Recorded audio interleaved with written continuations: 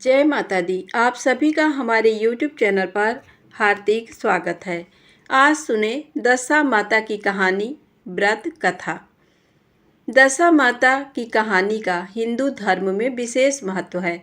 मान्यता है कि इस व्रत के प्रभाव से व्यक्ति का बुरा समय जल्दी दूर चला जाता है और अच्छा समय वापस आ जाता है। कहा जाता है कि जब किसी व्यक्ति की दशा खराब चल रही होती है तो उसके सभी कार्य में रुकावट और बाधाएं आने लगती हैं। इसीलिए दशा माता का व्रत करके माँ दशा को बुरे समय को शीघ्र दूर करने के लिए मनाया जाता है। पौराणिक मान्यता के अनुसार प्रत्येक सुहागन को घर की दशा सुधारने एवं सुख समृद्धि लाने के लिए दशा माता का व्रत, कहानी एवं पूजन करना चाहिए। दशा माता का व्रत एवं पूजन चैत्र मास के कृष्ण पक्ष की 10वीं तिथि को किया जाता है। व्रत और पूजन के साथ साथ दशा माता की कहानी पढ़ने और सुनने का भी अत्यधिक महत्व है। इस व्रत में होली के दूसरे दिन से पूजन प्रारंभ करके 10वें दिन समापन किया जाता है। दशा माता की कहानी। एक समय की बात है, नरवल कोट नामक राज्य में राजा नल और रानी दमयंती अपने 2 पुत्रों, पुत्र वधुओं और पौत्रों के साथ सुखपूर्वक जीवन व्यतीत कर रहे थे। उनके राज्य में प्रजा भी धन धान्य से संपन्न और सुखी थी। एक दिन राजमहल में एक ब्राह्मणी आई और रानी से बोली, हे रानी, दशा का डोरा ले लो, इसकी पूजा करके अपने गले में बांध लेना, जिससे आपके घर में सुख समृद्धि बनी रहेगी। ऐसा सुनकर रानी ने डोरा ले लिया और विधि अनुसार पूजन करके अपने गले में बांध लिया। एक दिन राजा का ध्यान रानी के गले में बंधे उस डोरे पर गया और उन्होंने आश्चर्य से पूछा, रानी, आपने इतने हीरे जवाहरात के बीच में ये मामूली सा धागा क्यों पहन रखा है? और रानी के कुछ बोलने से पहले ही राजा ने धागे को तोड़कर जमीन पर फेंक दिया। रानी ने दौड़कर धागे को उठाया और उसे पानी में घोलकर पी गई।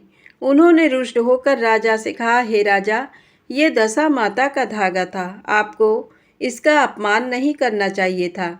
राजा ने इस पर कुछ ध्यान नहीं दिया। एक दिन जब राजा नल सो रहे थे तो उन्होंने स्वप्न में एक बूढ़ी माता को महल में आते हुए और माता लक्ष्मी को महल से जाते हुए देखा। राजा ने प्रातः होते ही सारा स्वप्न रानी दमयंती को कह सुनाया।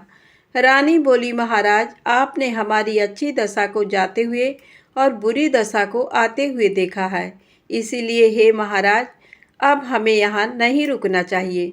दोनों ने फैसला करके अपनी बहुओं को पीहर भेज दिया और पुत्रों को राजा भील के पास छोड़कर एक पौत्र को लेकर देश छोड़कर चले गए। कुछ समय चलने के पश्चात राजा नल ने सेठ मित्र का गांव आया। दूतों ने राजा नल के आगमन की खबर सेठ को सुनाई और बताया कि राजा, रानी और उनका पोता सब फटेहाल पैदल आ रहे हैं। ये सुनकर सेठ ने दूतों से कहा, हवेली में सेठानी और बहुएं क्या सोचेंगी कि कैसा दोस्त है मेरा, इसीलिए उनको बाहर वाले कमरे में ठहरा दो। जिस कमरे में राजा नल और रानी दमयंती को ठहराया गया था, वहाँ मोर की तस्वीर की खूंटी पर सेठानी का नौलखा हार टंगा था। देखते ही देखते वह तस्वीर का मोर हार को निगल गया। ये देखकर रानी दमयंती ने राजा से कहा, महाराज, यहाँ से तुरंत चलिए, नहीं तो सेठानी हम पर चोरी का इल्जाम लगा देंगी। राजा रानी अपने पोते के साथ किसी को बिना बताए आधी रात को ही वहाँ से चले गए। फिर कुछ दूर चलने के बाद राजा नल की बहन का गांव आया। राजा ने अपनी बहन तक अपने आने की खबर पहुंचाई। बहन के पूछने पर खबरी ने बताया, राजा, रानी और उनका एक पोता खराब हालत में पैदल आ रहे हैं। ऐसा सुनकर बहन ने ये कहकर कि घर में सास और देवरानी क्या सोचेंगे, उनको पीपल के पेड़ के नीचे ठहराने बोल दिया। कुछ देर बाद बहन एक थाली में मूंग और चावल लेकर अपने भाई से मिलने आई। राजा नल के हाथ लगाते ही मूंग और चावल कीड़े में बदल गए। ये देखकर रानी दमयंती आगे बढ़ी और जमीन पर गड्ढा खोदकर उस कीड़े से भरी थाली को उसमें गाड़ दिया। फिर राजा, रानी और उनका पोता वहां से चले गए। आगे चले तो उनको एक नदी मिली और उन्होंने वहां रुकने का फैसला किया। राजा नल ने तीतर मार कर रानी को दिया और कहा कि हे रानी, मैं पोते के साथ नदी में स्नान करके आता हूँ, तब तक आप तीतर पका देना। जब राजा वापस आए तो रानी ने बड़े आश्चर्य से कहा, कि पके हुए तीतर भी हांडी में से उड़ गए और राजा ने भी दुखी स्वर में रानी को बताया कि मुझसे पोता नदी में बह गया। दोनों दुखी होकर विलाप करते हुए वहां से भी चले गए। आगे चलकर एक गांव में उनको सूना बाग दिखा और उन्होंने वहां विश्राम करने का फैसला किया। जब बाग की मालिन वहां आई तो उसने देखा कि सूखे बंजर बाग में कोपलें फूट रही हैं। मालिन की नज़र राजा और रानी पर पड़ी और पूछने लगी, तुम कौन हो? राजा ने उत्तर दिया कि हम मुसाफिर हैं और रहने की जगह ढूंढ रहे हैं। ये सुनकर मालिन ने उनको वहीं रहकर बाग की रक्षा के लिए कहा। राजा और रानी वहां अपने दिन व्यतीत करने लगे। दिन बीतते गए और होली का दिन आ गया। उस दिन जब राजा नल कुएं से पानी भर रहे थे तो बार बार उनकी बाल्टी में सूत की कोकड़ी और हल्दी की गांठ आ रही थी और वो बार बार उसको वापस कुएं में फेंकते जा रहे थे। रानी ने जब राजा को ऐसा करते हुए देखा तो पूछा, हे स्वामी, आप ये क्या कर रहे हैं? तब राजा ने रानी को उसका कारण बताया। राजा की बात सुनकर रानी ने कहा कि अगली बार जब आपकी बाल्टी में सूत की कोकड़ी और हल्दी की गांठ आए तो मुझको दे दीजिए। राजा ये सुनकर नाराज हुए और बोले, रानी, आपकी ही वजह से आज हमारी ये दशा हुई है और आप फिर से वही सब करना चाहती हैं। परंतु जब बाल्टी में वापस वही वस्तुएं आईं तो राजा ने उन्हें रानी को सौंप दिया। रानी ने होलिका दहन के दिन होली को झाल दिखाकर अगले दिन दशा माता का व्रत किया और डोरा लिया। दशा माता की कथा के अनुसार फिर समय बीतता गया। एक दिन राजा रानी के पास गए और बोले, हे रानी, नगर के राजा ने स्वयंवर रखा है, मैं वहां जाऊंगा, इसीलिए आप मेरे कपड़े धो दीजिए। राजा की बात सुनकर रानी बोली, महाराज, इस दशा में भी आप वहां जाना चाहते हैं? इस पर राजा ने उत्तर दिया कि रानी, मेरी दशा खराब है परंतु दिल तो राजाओं का ही है। राजा नल स्वयंवर में पहुंचे और राजकुमारी ने सभी राजाओं और राजकुमारों को छोड़कर राजा नल के गले में वरमाल डाल दिया। वहां मौजूद सभी लोग हैरान रह गए। तब विद्वानों की सलाह से राजकुमारी को एक बार फिर अपना वर चुनने को कहा गया, परंतु इस बार फिर राजकुमारी ने राजा नल को ही अपना वर चुना। ये देख नगर के राजा क्रोधित होकर बोले, मैं अपनी पुत्री का विवाह इस माली से नहीं करूँगा। तब सभी ने विचार विमर्श कर एक प्रतियोगिता रखी जिसमें सभी राजाओं और राजकुमारों को शिकार करना होगा और जिसका शिकार सबसे अच्छा होगा उसका विवाह राजकुमारी से हो जाएगा। सभी राजा और राजकुमार प्रतियोगिता में भाग लेने के लिए तैयार हो गए। राजा नल को बूढ़ा घोड़ा और जंग लगी तलवार दी गई। उन्होंने घोड़े को एक थपकी मारी और कहा कि अगर मैं असली राजपूत हूँ तो धारदार तलवार हो जाए और जवान घोड़ा हो जाए, और ऐसा ही हुआ। कुछ समय पश्चात सारे राजा और राजकुमार अपने अपने शिकार के साथ राजमहल पहुँचे। किसी के भी शिकार से नगर के राजा संतुष्ट नहीं हुए और सिपाहियों को उस माली को ढूंढने लाने को कहा। राजा की आज्ञा से सिपाही जंगल में पहुँचे तो देखा कि राजा नल पेड़ के नीचे सो रहे थे। शिकारियों ने उन्हें जगाकर शिकार के बारे में पूछा। राजा नल ने शिकारियों को उत्तर दिया, मेरा शिकार शेर की खाल पेड़ पर टंगा है, ले जाओ। शिकार देखकर नगर के राजा खुश हो गए और बोले, ये है असल राजपूत का शिकार। फिर नगर के राजा ने खुशी खुशी अपनी पुत्री का विवाह माली राजा नल के साथ कर दिया। राजा नल अपनी नई रानी को लेकर बाग में आ गए। रानी दमयंती ने छोटी रानी का स्वागत किया। एक दिन जब दोनों रानी बाग में बैठी हुई थी तो रानी दमयंती छोटी रानी से बोली, रानी, आज तो अपने नगर में बिजली चमक रही है। रानी दमयंती की बात सुनकर छोटी रानी आश्चर्य से बोली, दीदी, अपना नगर भी है? रानी दमयंती ने उत्तर स्वरूप छोटी रानी को सारा हाल कह सुनाया। छोटी रानी ने अपने पिता के पास जाकर सारी बात बताई। नगर के राजा ने ये वृत्तांत सुनकर राजा नल से क्षमा मांगी और बहुत से हीरे जवाहरात और घोड़े इत्यादि देकर उनको अपने नगर के लिए रवाना किया। चलते चलते रास्ते में नदी के किनारे उनको एक धोबन मिली जिसके पास राजा नल का पोता था। धोबन ने राजा रानी को पोता सौंपते हुए कहा कि ये मुझे नदी के किनारे मिला था। राजा ने खुश होकर धोबन को बहुत से हीरे जवाहरात दिए और पोते को लेकर वहां से चले गए। कुछ दूर आगे चले तो राजा की बहन का गांव आया। राजा ने बहन तक अपने आने की खबर पहुंचाई। बहन ने दूत से पूछा कि वे लोग कैसे आ रहे हैं, तो दूत बोला, इस बार बहुत से हीरे जवाहरात लेकर धन धान्य के साथ आ रहे हैं। इस पर बहन बोली कि उन्हें मेरे महल में ले आओ। जब रानी दमयंती को यह खबर मिली तो वो बहन से बोली, नहीं बाई जी, हम तो उसी पीपल के पेड़ के नीचे ही रुकेंगे। कुछ देर बाद बहन बहुत से पकवान और मिष्ठान आदि बनाकर ले आई। ये देखकर रानी दमयंती ने आगे बढ़कर जमीन पर जो चावल और मूंग गड़ाए थे वो निकाल लिए। उन्होंने देखा कि वो हीरे मोती में बदल चुके हैं। रानी दमयंती ने सारे हीरे जवाहरात अपनी ननद को दे दिए और बोली, ये लो बाई जी आपकी अमानत, और बहन को हीरे जवाहरात देकर वहाँ से चले गए। कुछ दूर चलने पर राजा के मित्र सेठ का गांव आया। सेठ को जब इसकी सूचना मिली तो सेठ ने दूत से पूछा कि वे लोग कैसे आ रहे हैं। दूत बोला, इस बार बहुत से हीरे जवाहरात और धन धान्य के साथ आ रहे हैं। दूत की बात सुनकर सेठ बोला कि उन्हें हवेली में ले आओ। राजा नल को इसकी खबर मिली तो बोले, हम तो बाहर वाले कमरे में ही रुकेंगे। सेठानी फौरन उनके लिए हलवा बनाकर ले आई। रानी दमयंती ने हलवा उठाकर मोर की तस्वीर के मुंह में डाल दिया और मोर ने सेठानी का नौलखा हार वापस बाहर फेंक दिया। रानी दमयंती ने सेठानी को हार देते हुए कहा कि हमारी दशा खराब थी, परंतु नीयत खराब नहीं थी। ऐसा कहकर राजा रानी, छोटी रानी और पोते के साथ वहां से चले गए। रास्ते में उन्होंने भील राजा के पास से अपने पुत्रों को लिया और अपने नगर की ओर आगे बढ़ने लगे। जब नगरवासियों ने राजा नल को अपने परिवार सहित नगर में प्रवेश करते देखा तो बहुत खुश हुए और गाजे बाजे और ढोल नगाड़ों के साथ उनका स्वागत किया। राजा रानी अपने पूरे परिवार के साथ पहले की तरह रहने लगे और सुखी जीवन व्यतीत करने लगे।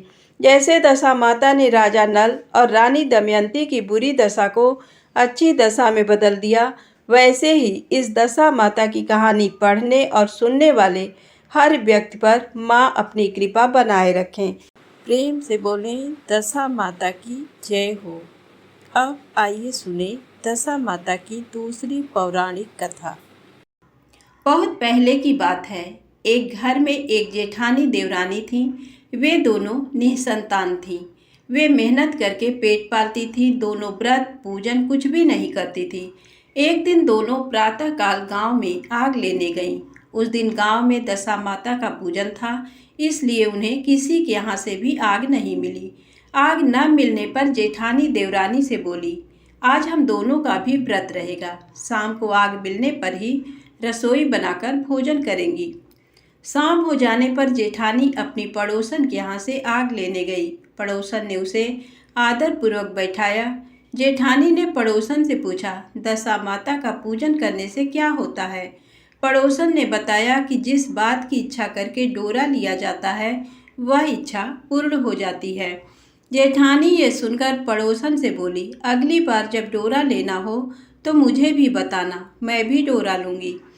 जेठानी जैसे ही आग लेकर घर से बाहर आई तो उसे गाय चरकर आती दिखाई दी।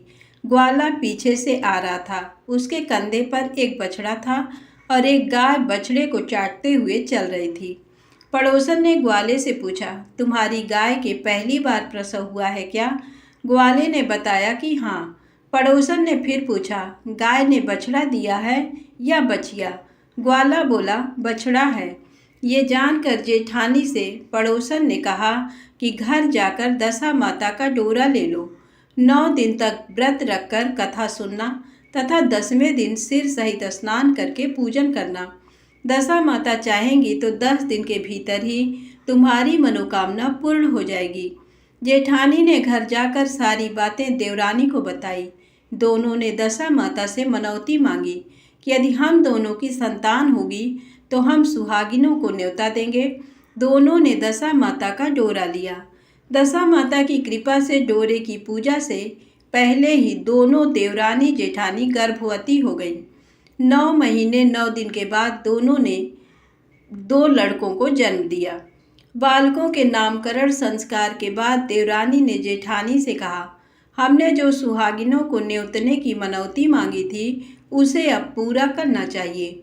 जेठानी ने कहा कि अभी ऐसी क्या जल्दी है, जब लड़के का अन्नप्राशन संस्कार होगा तब सुहागिनों को न्योता देंगे।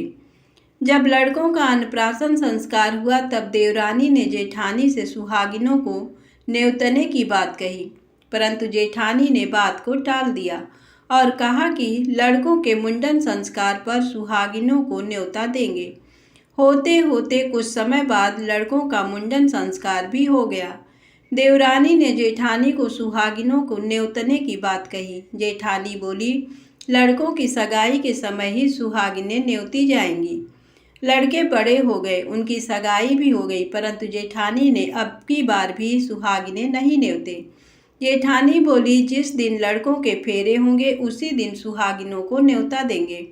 इस पर देवरानी बोली, बहन तुम्हारी जब इच्छा हो तब सुहागिनों को न्योता देना, परंतु मैं तो लग्न के दिन ही सुहागिनों को न्योता दूंगी। देवरानी ने लग्न के दिन ही सुहागिनों को न्योता दिया, परंतु जेठानी ने कुछ भी परवाह नहीं किया। लग्न के बाद मातृका पूजन करके दोनों दूल्हे बारात सजाकर बैंड बाजे सहित ब्याहने चल दिए। देवरानी के बेटे का विवाह बड़े धूमधाम से सकुशल पूर्ण हो गया, परंतु जेठानी ने सुहागिनों को न्योता नहीं दिया था, इसलिए दशा माता ठीक फेरों के समय उसे उठाकर ले गईं। दूल्हे के सहसा गायब हो जाने के कारण वर कन्या दोनों में हाहाकार मच गया। उसकी बारात खाली हाथ घर लौट कर आई, परंतु लड़की की माता बड़े संकट में पड़ गई। इस आधा ब्याही लड़की से कौन विवाह करेगा।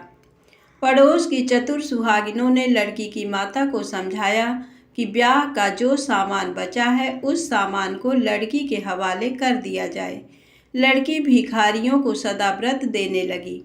एक दिन एक साधु तीर्थ यात्रा करता हुआ वहां आया। गांव से घने जंगल में एक पीपल का पेड़ था। लोग इस पेड़ को पारस पीपल कहते थे। उसी पेड़ पर दशा माता का निवास था। साधु चलता चलता शाम को उसी पेड़ के नीचे ठहर गया। झाड़ूदार ने आकर उसी पेड़ के पास के मैदान में झाड़ू लगाई। माली ने वहां पर फूल बिखेर दिए। तब अनेक देवता अनेक प्रकार की पोशाक पहनकर आने लगे तथा स्थान पर बैठने लगे। सबसे बाद में स्वर्ग के राजा इंद्र का सिंहासन उतरा। उसी के साथ स्वर्ग की अप्सराएं आकर सिंहासन के चारों ओर नाचने लगी।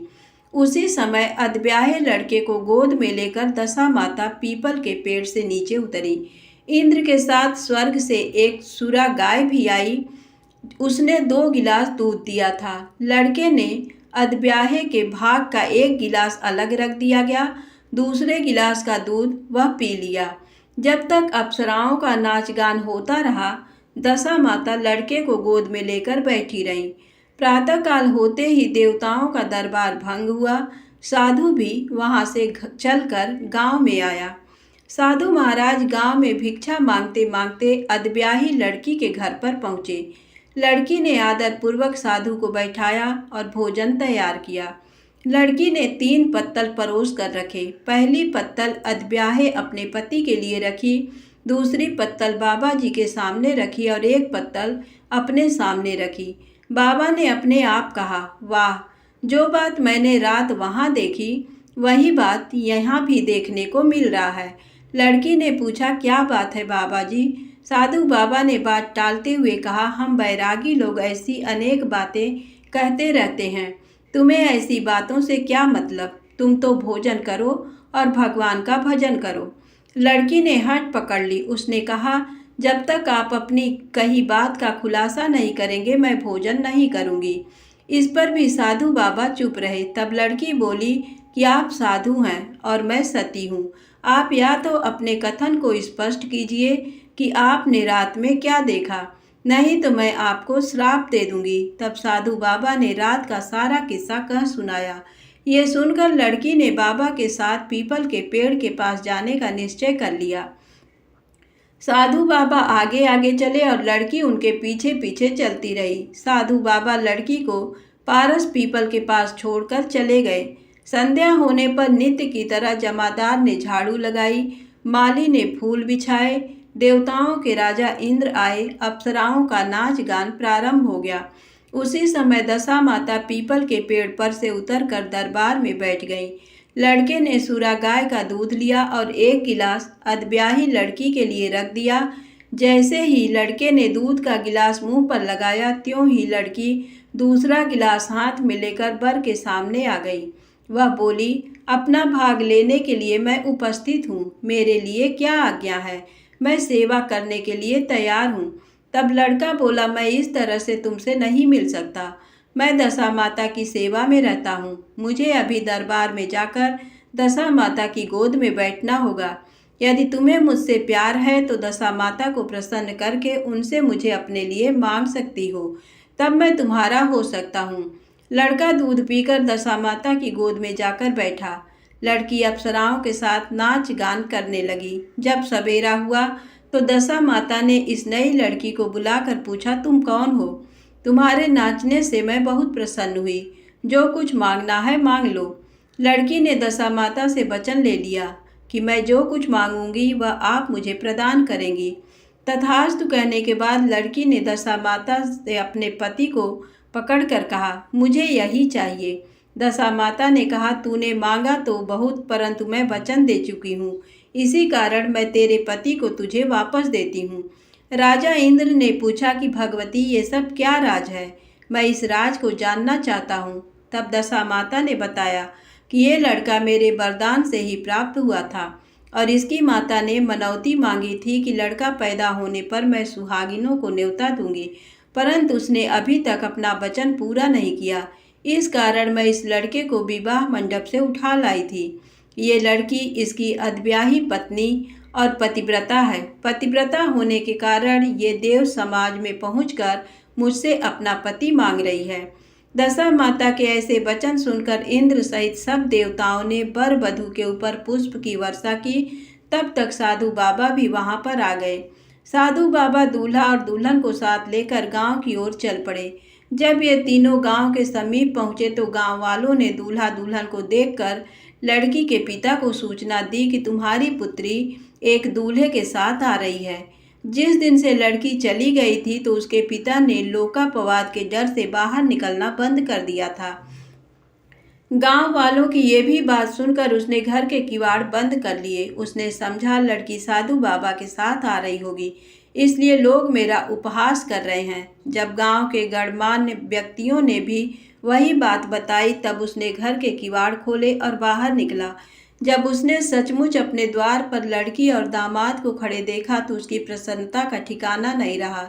लड़की के पिता ने इस खुशी के मौके पर बहुत दान पुण्य किए और फिर से विवाह की तैयारी की। लड़की ने अपनी माता से कहा कि इस तरह से विवाह नहीं होगा। पहले दूल्हे की माता सुहागिनों को न्योता देकर बारात लेकर आए, तब विवाह के नेक पूरे किए जाएं।